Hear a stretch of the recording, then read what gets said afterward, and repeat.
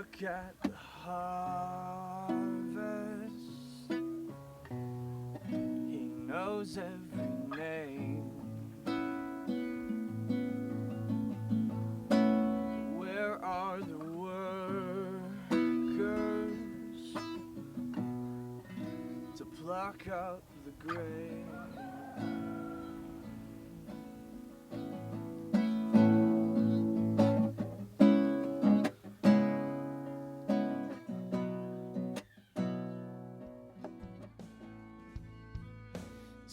Hey everyone, I have the privilege right now of being in Oaxaca State in southern Mexico, and we are way out in the mountains in kind of the south western corner of Oaxaca State.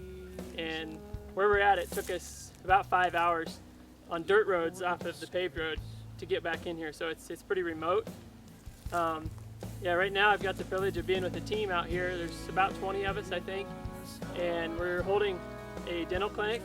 You can maybe see it right behind us here. And we're just using the dental clinic, and there's a doctor along too who's seeing patients. We're just using that as a platform to just love these people here, and just to try to use it as a platform to build relationships for the gospel.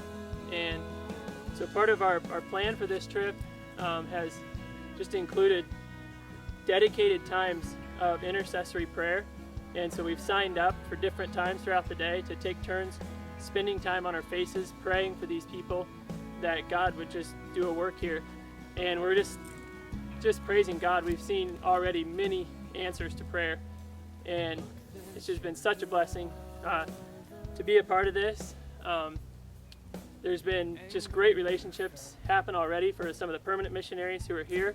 It looks like this trip's really going to be used by God to give them a platform in these mountains and in the surrounding villages to really just advance their ministry here in this place. They haven't been able to come here a lot. They haven't really had good relationships, and that's all just coming together this week.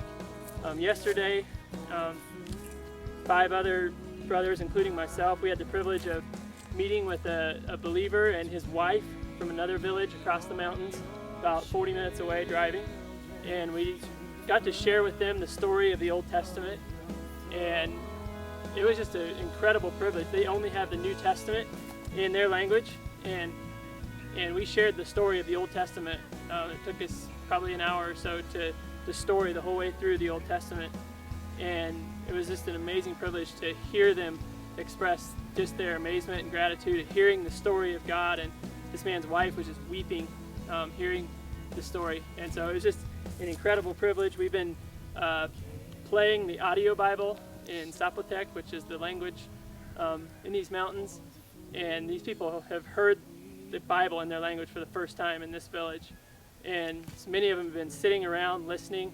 Some that can read are following along in the New Testament, listening to the Bible for the first time in their language, as far as we know. And so that's just been incredible, really. And even behind me here, you can maybe see there's a village across this deep gorge. And just a while ago, there was one believer in that village, and they ran him out of town. So in that town and the other one beyond it, there's really no gospel witness at all there.